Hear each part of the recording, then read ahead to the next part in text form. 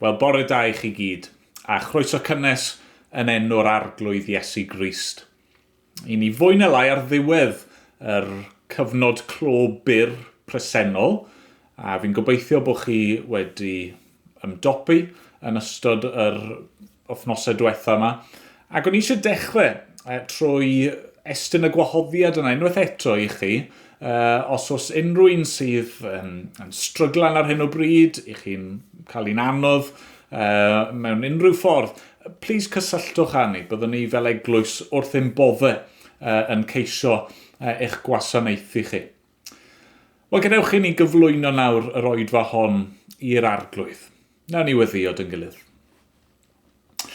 Arglwydd yn Duw, i ni'n diolch i ti am wythnos newydd ac am ddiwrnod newydd ac yn arbennig am yr diwrnod yma lle i ni yn gallu dod at ein gilydd i addoli ac i gael yn atgoffa o dy gariad ac o'r hyn rwy ti wedi darparu, ti wedi rhoi dy fab dy hun i ni. Ac os wyt ti wedi rhoi yr arglwydd Iesu, y peth gorau i gyd, gallwn ni fod yn sicr wneud i ddim dal unrhyw beth arall yn ôl sydd ei angen arno ni. Ond arglwydd, ni'n dod at y ti nawr yn bobl gwan, bregus, anghennus, ac ni'n gofyn unwaith yn rhagor arno ti i ymwneud â ni, i siarad â ni, i weithio yn ein calonau ni, ein hannog ni, a'n cysuro ni, a'n herio ni, beth bynnag sydd ei angen arglwydd, gweithio yno ni. Diolch i ti am dy gariad, diolch am dy ffyddlondeb di. Arglwydd. Derbyn ni nawr, yn ddiolchgar, a bydd gyda ni wrth i ni dyfolu di gyda'n gilydd. A mynd bod ni'n dod yn enw ac yn heiddiant yr arglwydd Iesu Grist. Amen.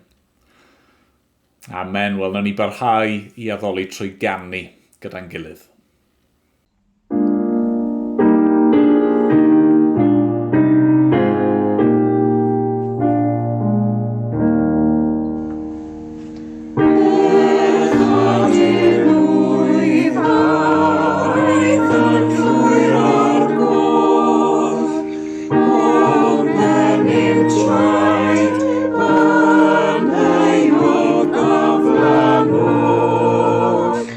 Done.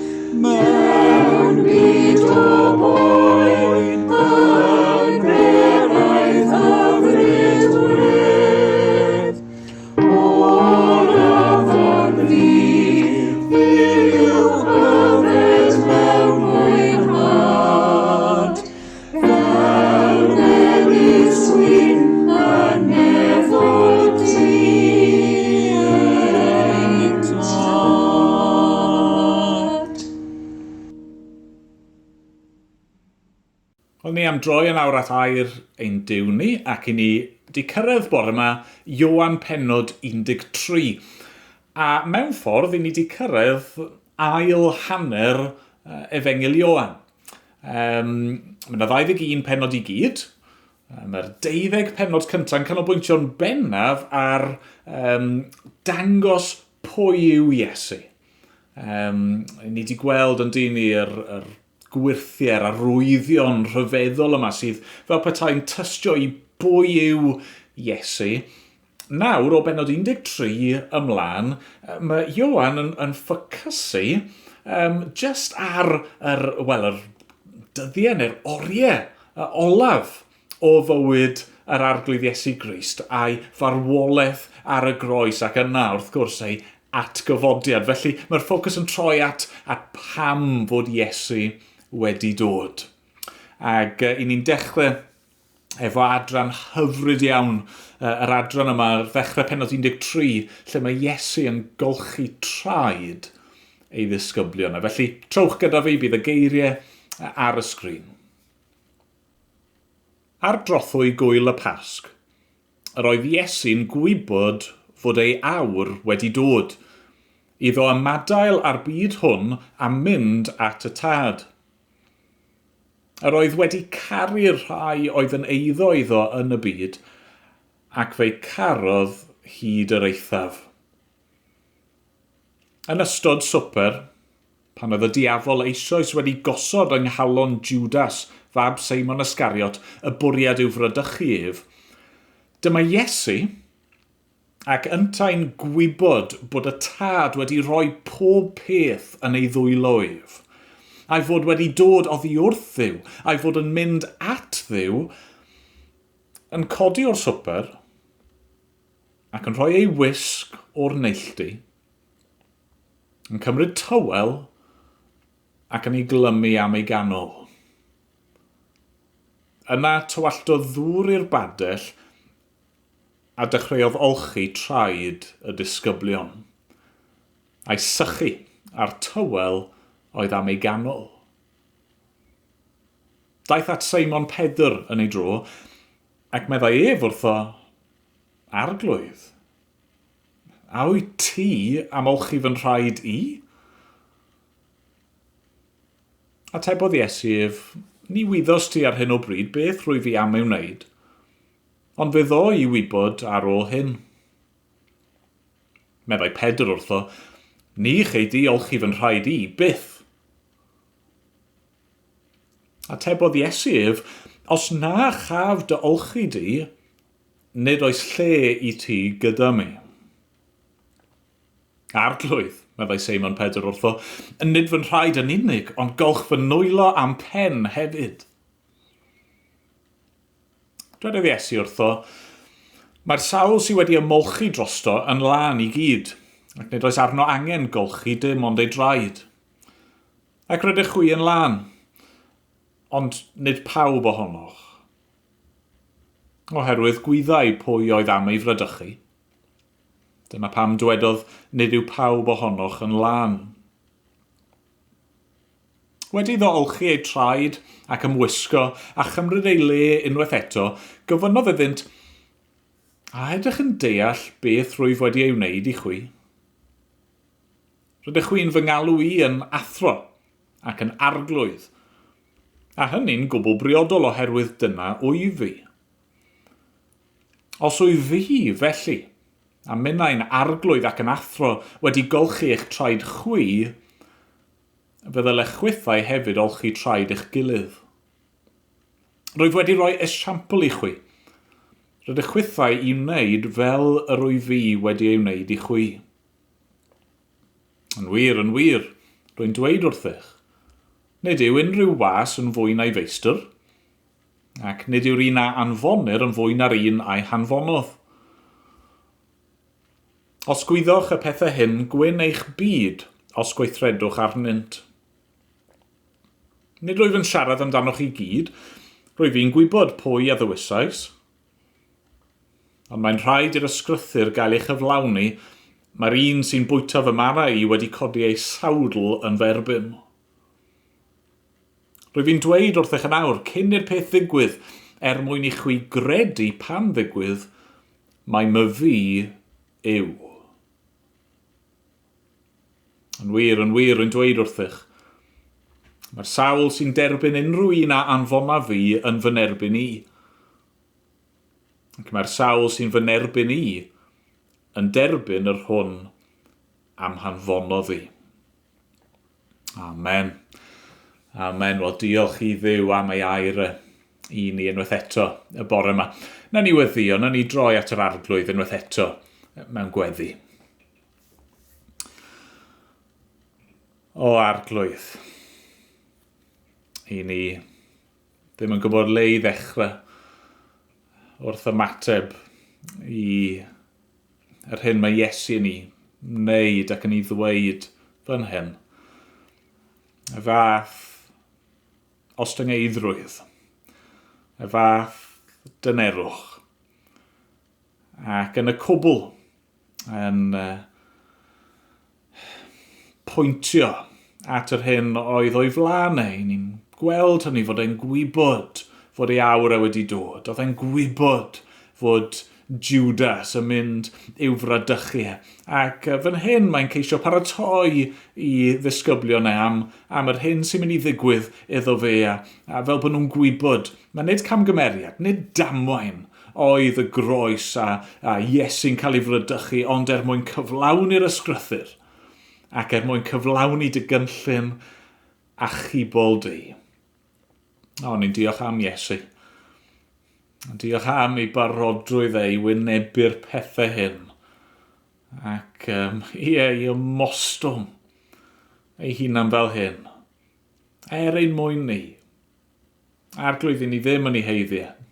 I ni'n diolch fod hyn yn dangos dy ras di, dy gariad anheiddiannol at bobl gwael a brwnt fel ni sydd angen ein golchi. I ni'n diolch fod Iesu yr un pur a glân wedi dod mwyn trefnu ffordd i'n glanhau ni. O, arglwydd, diolch i ti.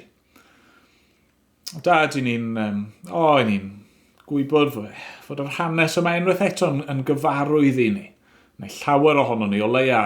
A falle bod yn anodd i ni ddod at y geiriau yma efo llyged ffres ac yn disgwyl clywed rhyw air gennych ti, ond ni'n gweddio bydda hynny'n wir nawr, a bydda ni'n clywed dy neges di, yr hyn sydd gen ti i'w ddweud, ac y bydd y gair yma unwaith eto yn gwneud gwaith grymus yn ein bywydau ni.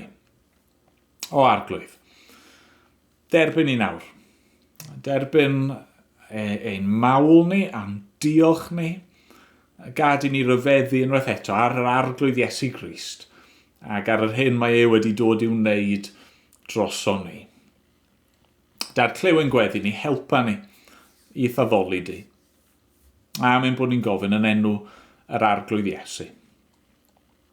Amen. Amen.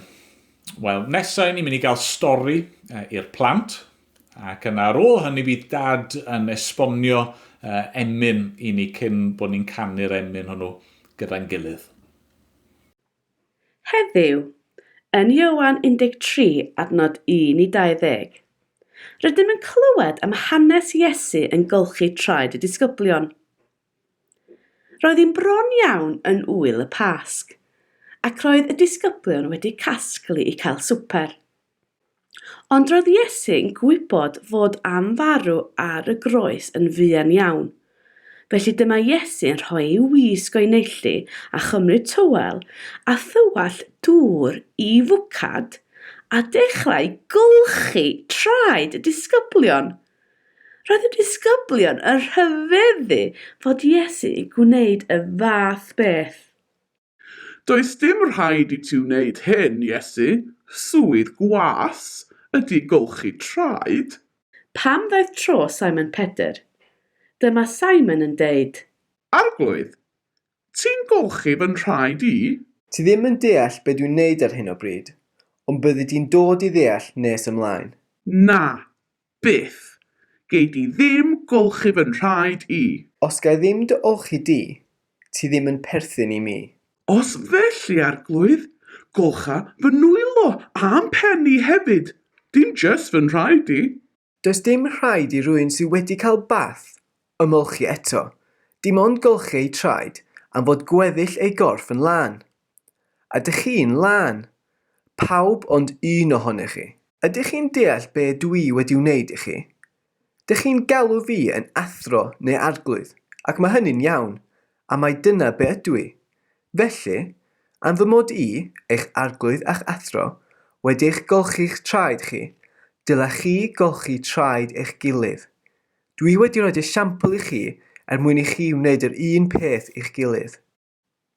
I helpu ni ddallt y stori yma, mae rhaid cofio fod bobl adeg Iesu yn gwisgo sandalau. Wrth gerdded y gwmpas, roedd ei traed yn mynd yn fudur a llychlyd iawn. Felly, wrth fynd i fewn i dŷ neu adeilad, yr arferiad fydd i'r gweision olchi eich traed, a bydd eich traed yn cael ei golchi a bydden nhw'n lân braf.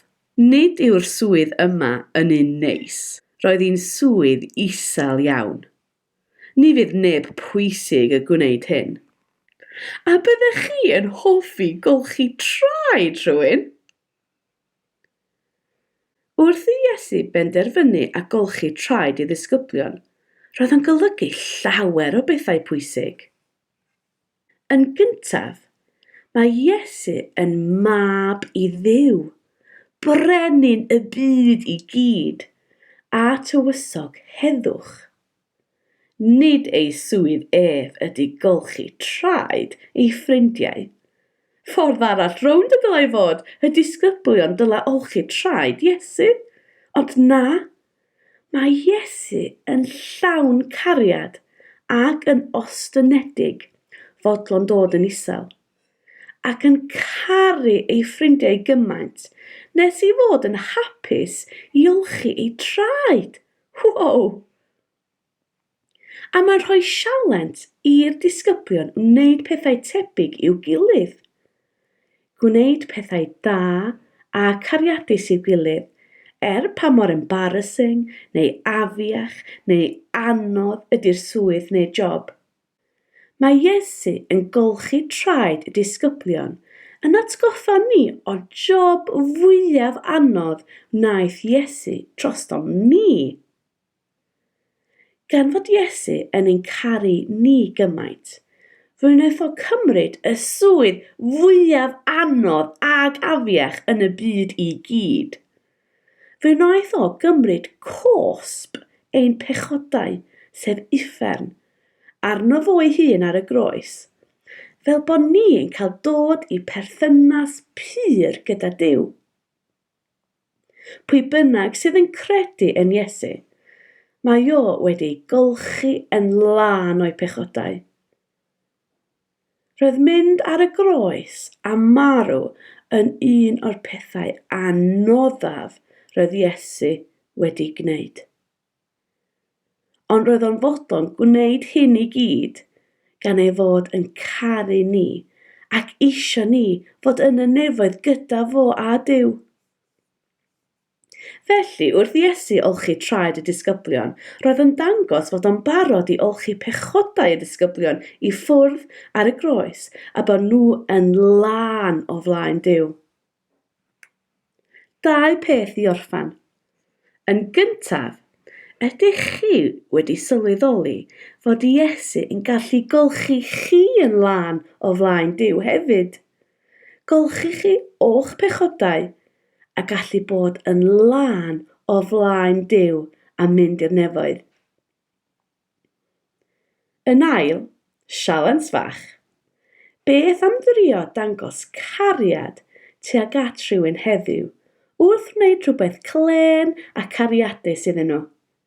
Ac i fod yn waith caled i chi, rydych yn fodlon dangos cariad pa mor anodd neu embarrassing ydy o, fel wnaeth Iesu Grist yn y stori.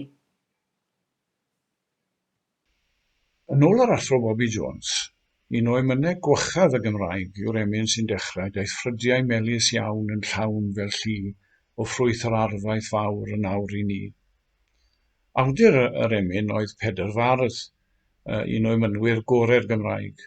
Peter Jones oedd ei enw bedydd, ac roedd yn un o eifionydd yn enedigol. Ond pan oedd tua 20 mlwydd oed, tua 1797, fe ath i Lerpwl, a fyna fuodd am weddill i fywyd. Yn un o'r llun o Gymru oedd yn llifo i Lerpwl yn y cyfnod yna, nes greu gymuned Gymraeg gref iawn yn Lerpwl yn y 14eg ganrif ar 15.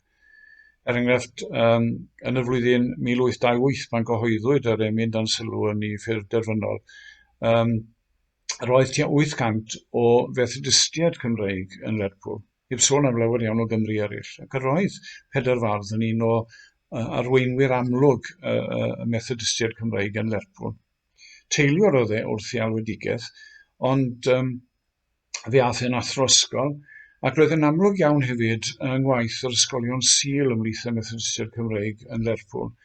Ac mae'r emyn yma yn ei ffurf derfynol yn ymddangos mewn pamffledyn, un o gyfres o pamffledi roedd Pedr Fardd yn wedi cynhyrchu at ddefnydd yr ysgolion Sul yn Lerpwl. Ond mae yna ffurf gynharach ar yr emyn yma yn bodoli o'r cyfnod pan oedd Pedr Fardd tua 20 mlwydd oed. Ac yn ôl y traddodiad, roedd wedi llunio'r fersiwn gyntaf ar yr emyn yma pan oedd e'n rhyw 15 mlwydd oed, sydd yn dipyn o gamp. Wel, yn y fersiwn terfynol, 8 pennill sydd i'r emyn, ond dyn ni'n mynd i edrych ar 4 o benillion. Rai o ddechrau yr emyn ac yna y pennill ola yn yr emyn. Felly. Mae yna eiriau pwysig yn llifo trwy'r emyn yma. Cyfamod yn air pwysig, hedd yn air pwysig, gras yn air pwysig, fel y gwelwn ni. A hefyd ffrwyth, a'r syniad o ffrwythlonder yn bwysig iawn yn rhedeg trwy yr emyn yma. Nawr, fel mae enw barddol yn y Gymru, Pedr Fardd, roedd Pedr yn amlwg iawn fel bardd yn y mesurau cangeneddol, gystal y bod yn ei mynydd. Ac un o'r pethau sy'n nodweddu'r emyn yma yw'r ffordd y mae cyffyriadau o ganghanedd sain yn rhedeg trwy'r cyfan, yn yw y cyfuniad yma o odle ac o gyflethreni. Daeth ffrydiau melys iawn yn llawn fel llu, o ffrwyth ar arfaith fawr yn awr i ni. Ac mae'r sŵn yna, y ganghanedd sain, mae e'n rhywbeth sydd yn creu hyfrydwch i'r glist. Mae yn creu rhyw awyrgylch o harmoni ac o gitgord, sydd yn gweddu wrth gwrs a thema'r emyn yma, oherwydd thema'r emyn yma yw'r ffordd y mae Duw nawr yn dwyn dynion pechadurus i berthynas o hedd, berthynas o harmoni ac o gitgord gyda fe trwy waith Crist. A mae'r pennill cyntaf mewn gwirionedd yn dechrau trwy gosod yr olygfa yna, gosod y sylfaen yna. Hynny yw bod yr hyn sy'n mynd i gael ei drafod nawr yn gweddill yr emyn yn ffrwyth bendithion cyfamod oedd wedi selio rhwng personau dryndod, y tad a'r mab yr ysbryd glân, cyn bod y byd, fel ffordd i achub dynion pechadurus. Yn ôl geiriau emyn arall gan Pedr Fardd, cyn llunio'r byd, cyn lledu'r nefoedd wen, cyn gosod haul na lloer na ser uwch ben, fe drefnwyd ffordd yng nghyngor 3-1, hynny yw sef y tad yn mab yr ysbryd glân, fe drefnwyd ffordd yng nghyngor 3-1 i achub gwael golledig euog ddyn. A dyna sydd gyda ni yn y pennill gyntaf yma. Atgoffa ni o'r arfaith, y cynllun mawr Duw, felly, ynddo fe, y cyfamod hedd yma. Ac a'r cyfan yn cael ei ddylunio yn y ffordd mae'n dod ato ni mewn ffordd debyg i fel mae afon yn llifo dros cryndir cras, dros anialwch, yn dod a bywyd, yn dod â iechyd, yn dod â ffrwythlonder gyda fe. Gyn ni'n cael yn atgoffa o ddelweddau ni'n cael yn proffedoliaeth Ezekiel 47 ac yn niwedd llyfr y datguddiad, lle mae yna sôn fyna am ddŵr yn llifo o dan riniog tŷ Dduw, o dan y deml felly, o dan orseddfaint Duw, ac yn dod yn afon fawr sydd yn llifo trwy'r byd fel betai'n dod a iechyd a ffrwythlonder a bywyd gyda fe. Daeth ffrydiau melys iawn yn llawn fel llu, o ffrwyth yr arfaeth fawr yn awr i ni.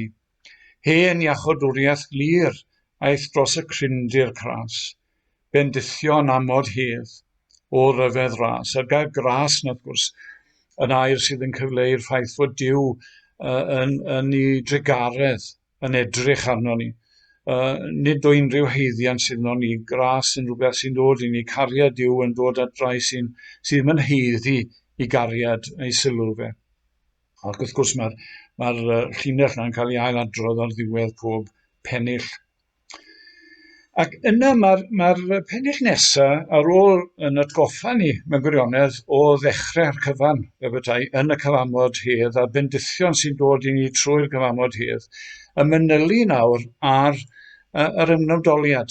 Fe gymerth Iesu Pur ein natur ni. Mae Iesu Pur yn cymryd ein natur ni. Mae'n y Duw mawr yn cymryd ein natur ni at ei natur ddwyfol ei hun, dwy natur mewn un person felly, ynddo fe. Ac yn y natur yna, yn ennill ef yw saint bob braint y byd, wrth ymwdoli nawr, wrth farfod y groes, mae'n ennill yw saint bob braint a bri. Gydawai'r nef o'i fodd, mae'n dod o'i fodd, o'i wirfodd, o'i gariad mewn gwirionedd o'r nef.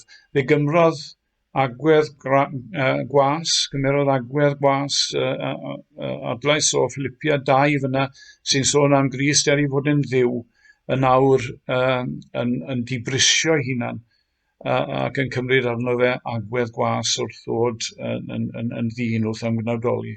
A'r cyfan, wrth gwrs, yn ffrwyth yr hyn yr oedd y Drindod wedi cynllunio, ffrwyth y cyfamod hedd o ryfedd ras.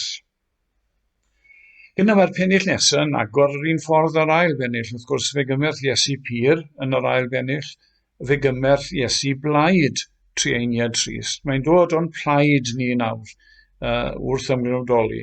Ond mae'r pennill yma nawr yn rhoi ffocws ar yr iachadwriaeth. Y sigodd ben y ddraig ein craig yw Crist.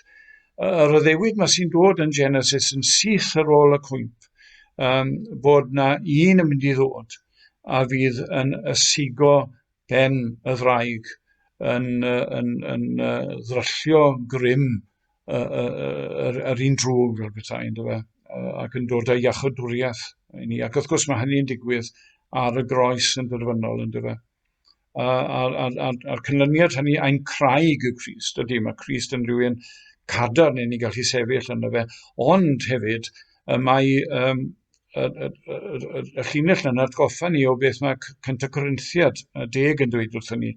Mae Cynta Corinthiad 10 yn sôn am y ffordd yr oedd y graig yr anialwch yn rhoi dŵr i bobl Israel wrth nhw fynd trwy yr anialwch. A'r graig oedd Crist, meddai Paul yn Cynta Corinthiad.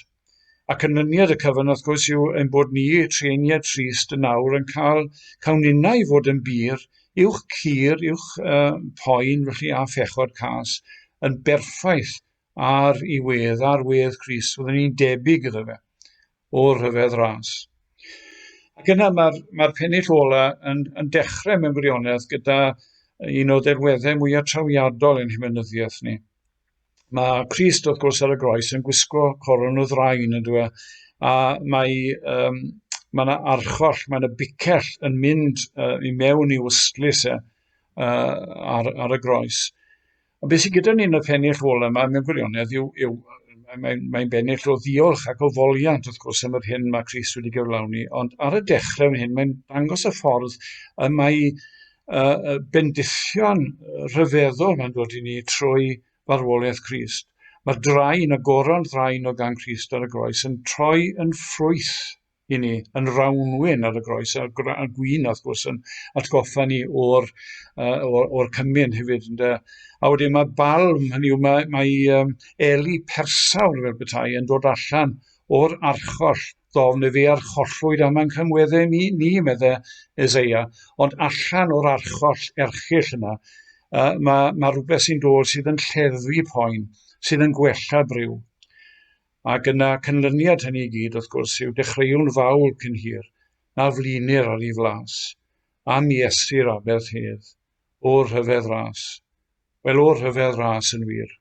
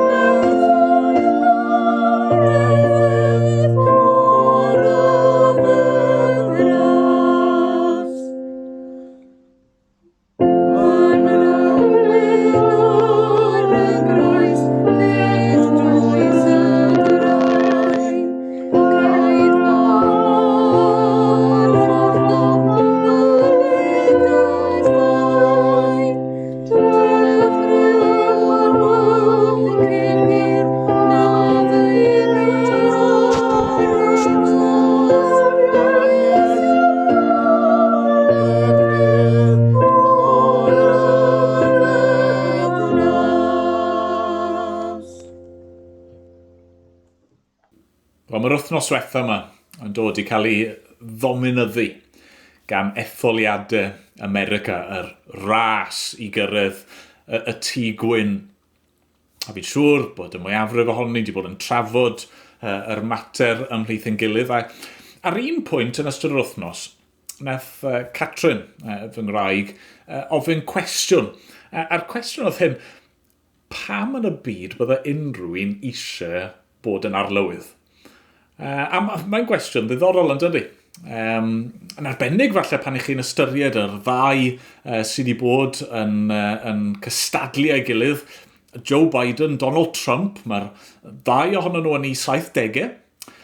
Maen nhw wedi cyrraedd y pwynt yna mewn bywyd lle byddai'r mwyafrif o bobl yn camu nôl ac yn ymddeol ac yn ceisio mwynhau gweddill yr amser sydd yn nhw ar wyneb daear.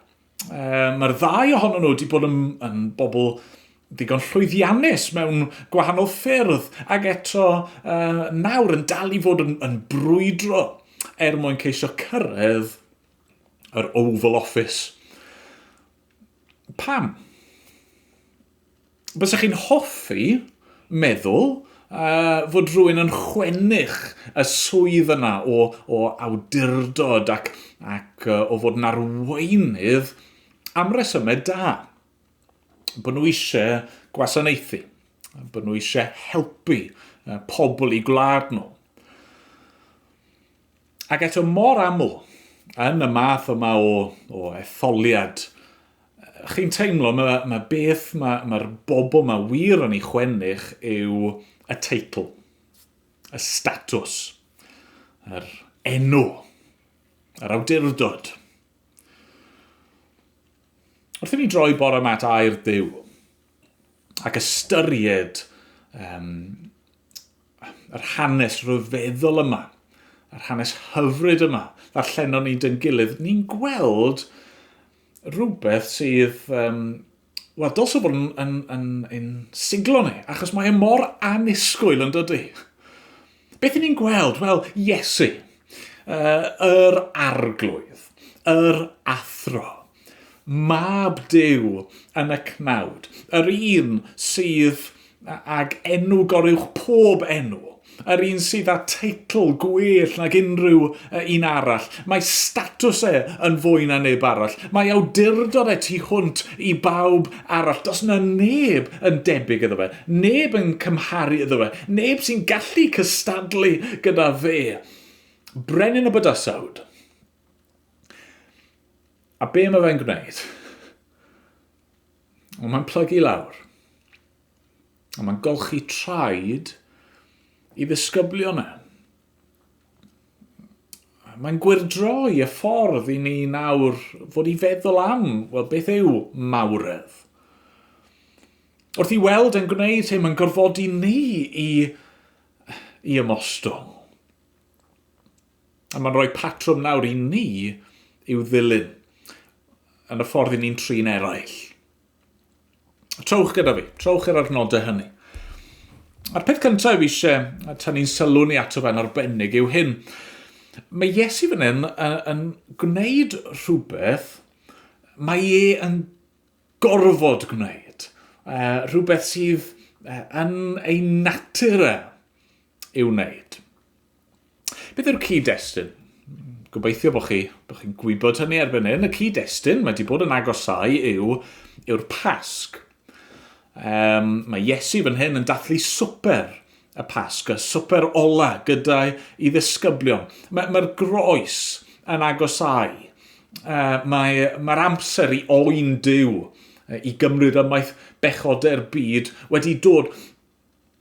Ond mae yna rhywbeth arall yn digwydd fan hyn, y does. Nethon chi sylwi, ni'n cael rhyw gipolwg ar feddwl ac ar galon yr arglwydd Iesu.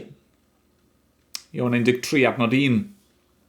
Ar drothwy gwyl y Pasg, roedd Iesu'n gwybod fod ei awr wedi dod, iddo ymadael ar byd hwn a mynd at y tad. Roedd wedi caru rhai oedd yn eiddo iddo yn y byd, ac fe carodd hyd yr eithaf neu i'r diwedd. Yn ystod swper, pan oedd y diafol eisoes wedi gosod yng nghalon Judas, fab Simon Iscariot, y bwriad i'w fradychu ef.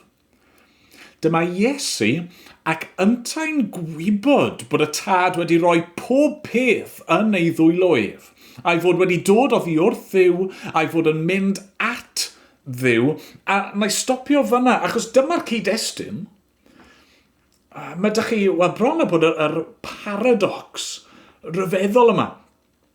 Mae Iesu'n gwybod pwy yw e. Mae'n gwybod fod y cwbl yn ei ddwylo fe. Mae'n gwybod mae fe yw etifedd pob peth. Fod y cwbl yn bodoli trwyddo fe ac ei fwyn e.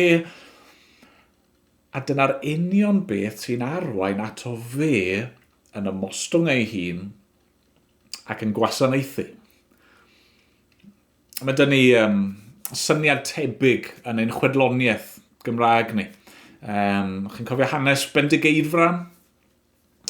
Mae y brenin yma, y cawr yma, mae a'i fyddin eisiau croesi afon. Ac wrth gwrs mae yn gallu gwneud hynny'n ddigon rwydd oherwydd i faint e. Ac eto be mae'n gwneud, mae'n gorwedd lawr yn dydy.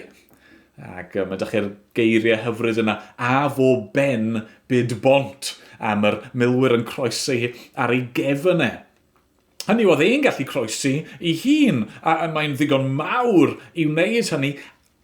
Ac eto dyna'r union beth sy'n golygu bod yn rhaid iddo fe. Gorwedd lawr a gadael i'w bobl i groesi arno fe. Mae'n ffordd llawer mwy, llawer gwell. Dyma mae Iesu yn ei wneud fan hyn. I fawredd e sy'n arwain ato fe yn y mostwng. I fawredd e wnaeth arwain ato fe'n dod i'r byd. I fawredd e sydd wedi arwain ato fe'n mynd i'r groes. A'i fawredd e fan hyn nawr sy'n arwain ato fe'n golchi traed i ddisgyblion. Ni'n cael rhyw gipolwg fan hyn yn dyn ni at natur a chymeriad Duw ei hun. Mae Duw, yr un holl alluog, sydd â phob awdurdod, yr un sy'n rheoli dros y cwbl. Pwy yw e? Wel, Duw cariad yw. Beth yw cariad? Wel, yn ei hanfod, cariad yw rhoi o'ch hunan i rywun arall. A dyna sy'n wir am Dduw. Mae'r tad a'r mab a'r ysbryd glân yn gwlwm perffaith o gariad tragwyddol ac o hunan roi parhaol i'w gilydd. A'r cariad yna, wrth gwrs, sydd yn arwain at Dduw yn dewis creu byd mwyn gallu tywallt ei gariad ar bobl ac yr cariad yna yn y pen draw sy'n arwain at y mab yn dod ac yn ymostwng ac yn mynd i'r groes mwyn achub y byd yma. Dyna pam mae Iesu fan hyn yn golchi traed i ddisgyblion. Wrth iddo fe weld a gwybod yr holl bethau yma sy'n wir amdano fe, dyma Iesu yn codi o'r swper ac yn rhoi ei wisg o'r neilltu, yn cymryd tywel ac yn ei glymu am ei ganol. Yna tywallt o ddŵr i'r badell a dechreuodd olchi traed y disgyblion a'i sychu ar tywel oedd am ei ganol. Chi'n gweld beth sy'n digwydd fan hyn? Mae Iesu mewn ffordd gweledol, symbolaidd, yn dangos i'w ddisgyblion ac yn dangos i ni hefyd pam fod e wedi dod i'r byd. Mae'n tynnu ddillad. Yn yr un ffordd, fe nath wadu ei hun a cael ei eni fel person. Mae'n tynnu ei ddillad allanol yn yr un ffordd mae'n mynd i roi ei fywyd ar y groes. Mae'n ddiddorol os ych chi'n troi nôl i benod 10 adnod 5. Pan mae Iesu'n siarad am y bugail da yn rhoi ei fywyd i lawr. Wel, yr un gair sydd yn ei fan hyn wrth i Iesu roi ei ddillad i lawr. Dyma pam mae wedi dod. Mae wedi dod i roi i fywyd. Ac yna wrth iddo fe gymryd y tywel yna. Mae'n dod ar ffurf gwas, ar ffurf ceithwas, yn dod i wasanaethu. Mae'n golchi traed i ddisgyblion, mae'n gwneud y gwaith mwyaf ychafu, y gwaith oedd neb arall eisiau wneud mwyn i golchi nhw a'i glanhau nhw. Yn union fel, mae'n ychydig bach bydd yn hongen ar groes, yn marw yn y ffordd mwyaf ychafu, yn gwneud y peth mwyaf dychrynllyd yna mwyn ein golchi ni yn lan o'n pechod ni. Ac yna wedi iddo fe orffen, mae'n cymryd ei ddillad yn ôl, yn cymryd ei le unwaith eto wrth y bwrdd. Yn union fel ar y trydydd dydd mae'n codi yn ôl yn fyw ac yna yn esgyn i'r nef, yn ôl i eistedd ar ei orsedd yn ei ogoniant unwaith yn rhagor. Dyma sydd mae'n arweinydd ni yn ymddwyn. Dyma be mae'n brenin ni yn ei wneud. Oedd neb arall di golchi traed i gilydd yn noson honno, felly mae Iesu'n dewis gwneud. Oedd neb arall byddai'n gallu delio gyda'n pechod ni, a felly Iesu, yr un sydd â phob peth yn ei ddwylo fe yw'r un sydd yn gorfod ymwadu ei hun, yn gorfod dod ar ffurf gwas, yn gorfod roi ei fywyd i lawr, mwyn ein hachub ni.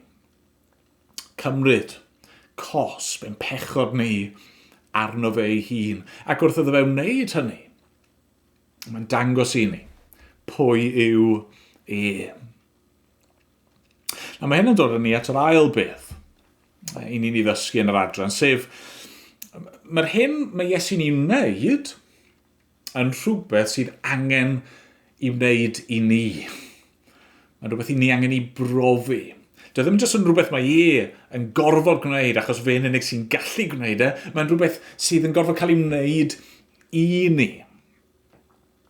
Nawr, fi wedi awgrymu hyn yn barod, fi'n siŵr bod y mwyafrif ohoni'n ymwybodol, fod golchi traed yn swydd isel iawn. Dyna oedd y gwaith oedd yn cael ei gadw ar gyfer y gwas neu'r ceithwas lleia pwysig. A ni'n gallu deall pam bod hynny'n wir yn dyn ni. Dyma'n cymryd lot o ddychymyg. Llawer o bobl heddi sydd ddim yn hoff iawn o draed. Ac chi'n cofio yn y ganrif gyntaf, bydde y mwyafrif o bobl wedi bod yn gwisgo sandalem eu traed nhw. Oedd y disgyblion yma'n byw mewn gwlad poeth, llychlyd, lle o'ch chi'n mynd yn chwyslyd a lle oedd y strydoedd yn aml ddim yn arbennig o lan, falle oedd yna faw a bydreddi a pethau gwaith dan draed. Ac felly pan fydd y gwesteion yn cyrraedd y tŷ, oedd yna ddisgwyl i rywun i olchi i traed nhw, ond chi'n gallu deall pan bydde hynny ddim yn apelio atoch chi a fi. A mae'n amlwg oedd e ddim yn apelio at y disgyblion chwaith. Achos ar y noson honno, wrth iddyn nhw ddod at ei gilydd i ddathlu swper gyda'i gilydd, does yna neb wedi gwneud. Os dim un ohono nhw wedi cynnig gwneud. Falle bod chi wedi bod mewn sefyllfa tebyg rhyw dro yn y tŷ neu yn y gwaith, lle mae yna bin sbwriel sydd yn dechrau cyrraedd y top. Ag sneb eisiau gwagio fe. Felly beth chi'n gwneud? Wel, os ydych chi ddan o sbwriel, chi'n gwasgu lawr fel bod ddim angen i chi fod yr un sy'n gwagio fe. Neu falle bod chi'n gorwedd rhywbeth yn ofalus ar y top, fel bod e ddim i gyd yn syrthio allan. A chi'n benni lan yn chi fel rhyw gêm o Jenga, rhyw leaning tower of rubbish. Nes mae yna bwynt yn dod lle mae rhywun yn gofio gweud, wel, iawn, na i wneud e. Fel na oedd hi efo'r disgyblion y noson honno. Sa eisiau wneud e, meddai Pedr. Sa'n mynd i wneud e, meddyliodd Iago. No way, meddyliodd Ioan. Pob un ohono nhw yn ei tro, ddim fi, not my job, dim diolch. A felly chi bron y bod yn gallu teimlo'r tensiwn yn di chi ac clywed y tawelwch yn y stafell wrth i Iesu godi. Maen nhw ar fi'n bita. A mae fe yn sefyll ar ei draed. A mae yn tynnu i ddillad. A mae yn dechrau golchi i traed nhw, bob un. Hyd yn oed Judas, yr un oedd yn mynd i'w fradychu. A mi'n siŵr mae'r unig peth oedd yn fwy anghyfforddus na'r ffaith bod nhw yn cywilyddio bod nhw ddim wedi cynnig gwneud ei hunan, oedd gorfod edrych lawr a gweld Iesu, y meistr, yn gwneud hynny iddyn nhw. A dyna ni'n gweld yn dod allan yn ymateb Pedr yn dyfa adnod 6. Daeth at Simon Pedr yn ei dro, ac meddai wrtho, arglwydd, a wyt ti am olchi fy nhraed i? Atebodd Iesu ni wyddos di ar hyn o bryd beth rwy fi am ei wneud. Ond fe ddoi i wybod ar ôl hyn. I ddechrau mae Pedr yn gwrthod credu'r peth, mae'n gwrthod derbyn y peth. Dyw e ddim yn iawn, ydy e? Chi'n cofio oedd Ioan Fydyddiwr yn teimlo bod ddim yn deilwng hyd yn oed i agor care sandalau Iesu. A nawr dyma Iesu, mab Duw, yn mynd i olchi traed nhw. Ond mae Iesu'n dweud, wel na, dyma sydd yn gorfod digwydd. Dyw Pedr ddim yn deall yn llawn arwyddocad y peth, ond mae Iesu'n dweud dyma sydd yn gorfod digwydd.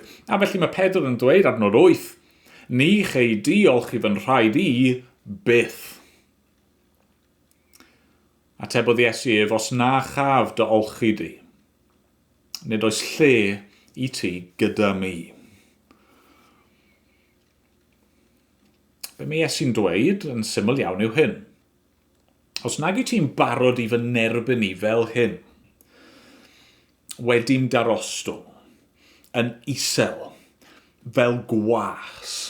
Os nag yw ti'n barod i fi i wneud y gwaith mwyaf brwnt yma, mwyaf ycha fi yma, o dy olchi di yn lan, ti'n methu bod gyda fi. Ti'n methu bod yn ddisgybl i fi.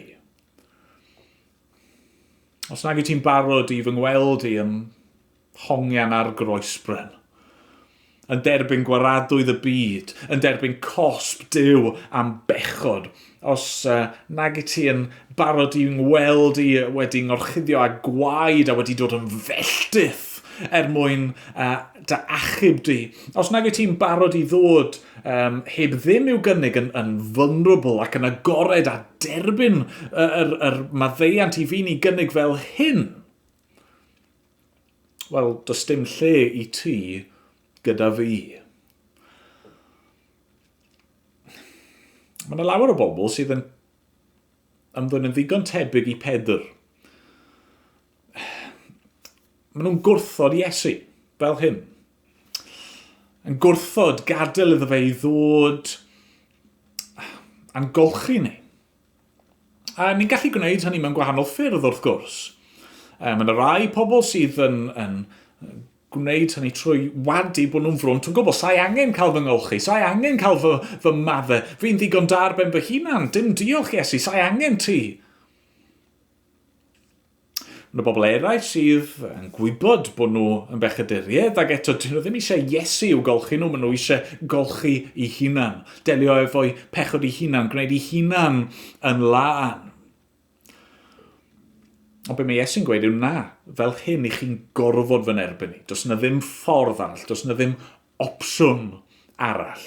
Chi methu fy nghael i fel arglwydd ac athro os nag ych chi'n fodlon fy nghael i fel yr un sy'n plygu lawr ac yn eich golchi chi.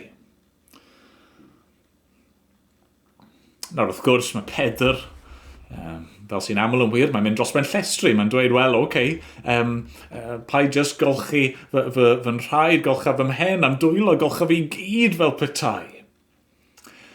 Mae hynny'n caniatáu Iesu i roi rhyw wers pellach, yn dydy. Mae'n dweud, wel, adnod 9, arglwydd meddai Seimon Pedr wrtho, nid fy nhraed yn unig, ond golch fy nwylo am pen hefyd. Dwedodd Iesu wrtho, mae'r sawl sydd wedi ymolchi drosto'n lan i gyd, ac nid oes arno angen golchi dim ond ei draed. Ac rydych chwi yn lan, ond nid pawb ohonoch. Be mae Iesu'n dweud mewn ffordd fan hyn yw ein bod ni gyd, wastad, angen derbyn Iesu fel hyn. Hyd yn oed ni sy'n Gristnogion. I ni sydd wedi credu yn yr arglwydd Iesu, i ni fel petai wedi'n golchi yn lan, fel petai chi'n cael cawod neu bath cyn mynd i barti. Chi yn lan, mae'ch corff chi yn lan. Mae'r gwaith yna o faddeiant yn un unwaith ac am byth. Ac eto, fel byddai'n wir yn yr cyfnod yma, wrth i chi gerdded o'ch ti i'r parti, mae'ch traed chi yn mynd i fynd yn ffrwnt, a felly mae angen iddyn nhw gael ei golchi dro ar ôl tro ar ôl tro. A mae Iesu fel petai'n dweud, hyd yn oed i'r Cristion, sydd wedi ei golchi, wedi edifarhau, wedi derbyn Iesu yn y ffordd yma a'n puro unwaith ac am byth, wrth i ni gerdded trwy ein bywyd ni, wrth i ni fyw yn y byd yma. I ni dal yn mynd i bechu, i ni dal yn mynd i lithro, i ni dal yn mynd i fethu a gwneud camgymeriadau, a felly ni wastad yn mynd i orfod dod nôl at yr arglwydd Iesu, yr un gostyngedig yma, a gofyn iddo fe i'n golchi ni, i'n puro ni, i'n glanhau ni, dro ar ôl tro.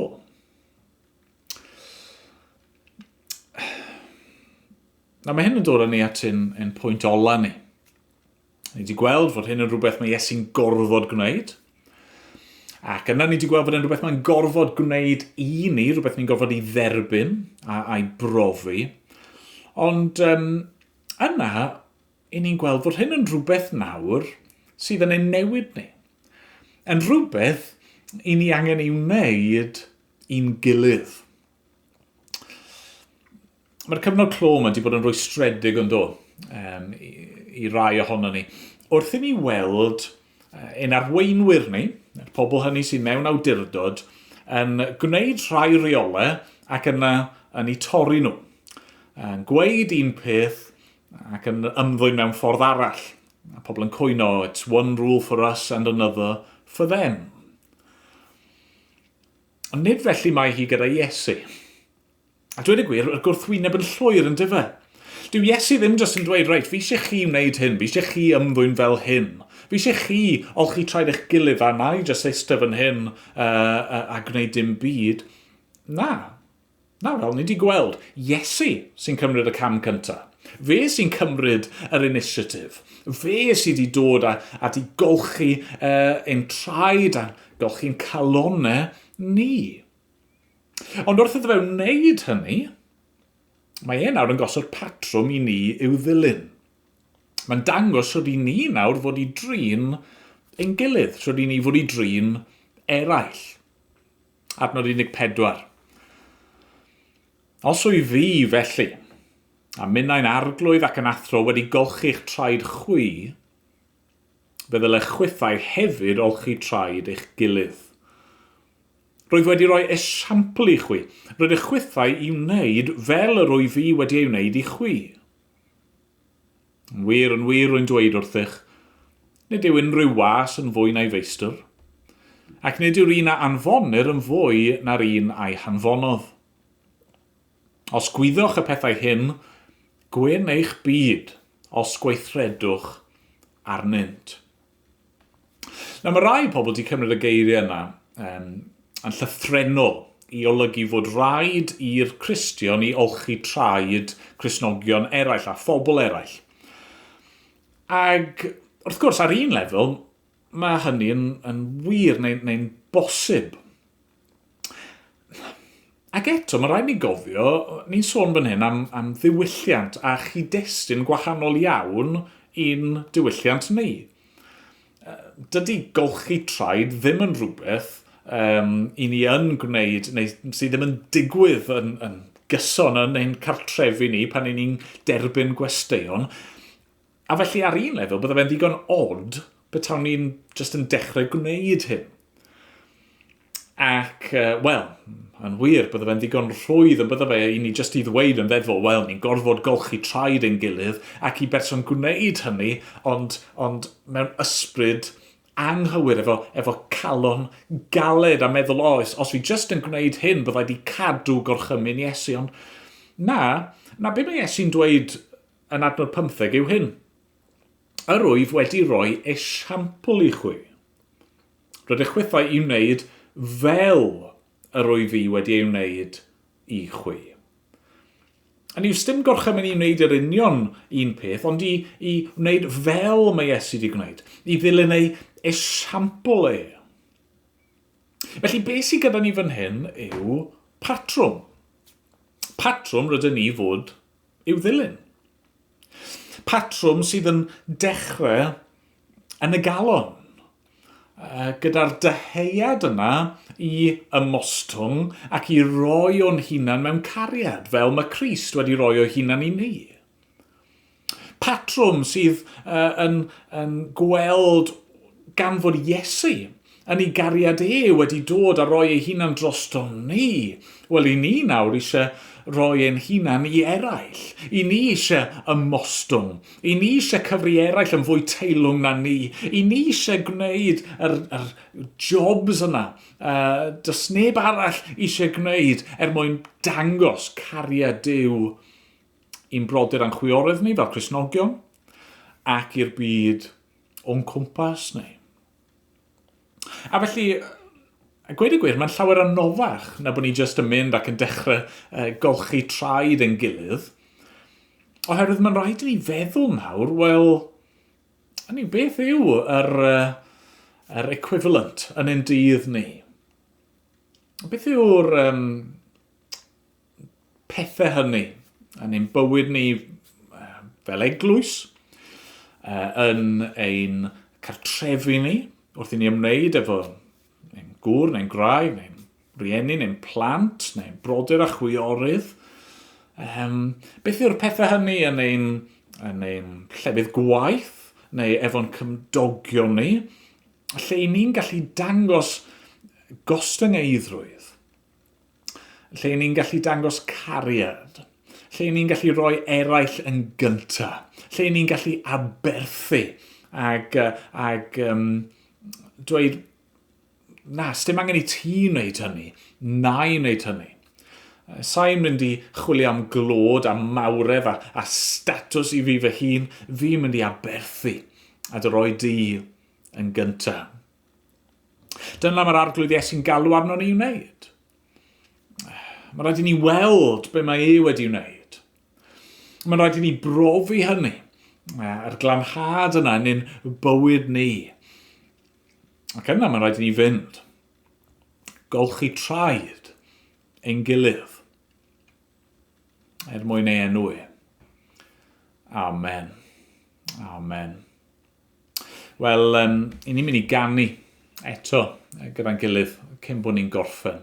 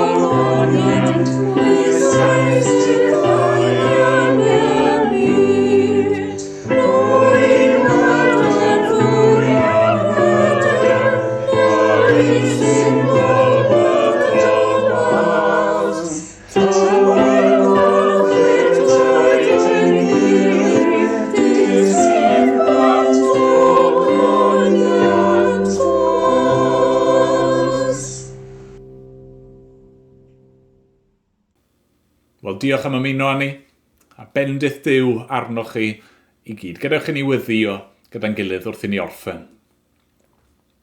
O arglwydd, diolch i ti eto am y cariad rhyfeddol yna sydd wedi dangos ei hun ym mherson a gwaith yr arglwydd Iesu. Diolch bod ni y bore yma'n gallu profi'r glanhad yna, trwy ei aberth e ar y groes. A wneud i'n helpu ni nawr. Oherwydd hynny, yng ngoleuni hynny, i fynd yn awr o funud i funud, i edrych o'n cwmpas ni, i fod yn sylwgar a meddwl, sydd ydw i yn gallu gwasanaethu? Sydd ydw i yn gallu gwneud yr pethau hynny dyw pobl eraill ddim eisiau gwneud mwyn adlewyrchu y cariad rydyn ni wedi brofi. Arglwydd helpa ni, rod y ysbryd glân di i bob un ohono ni yn awr, helpa ni gerdded yn yr ysbryd ac yn nerth dy ysbryd glân di. Da derbyn yn mawl a'n diolch ni gyd, ti yn unig sy'n ei heiddi fe. Amen. Amen.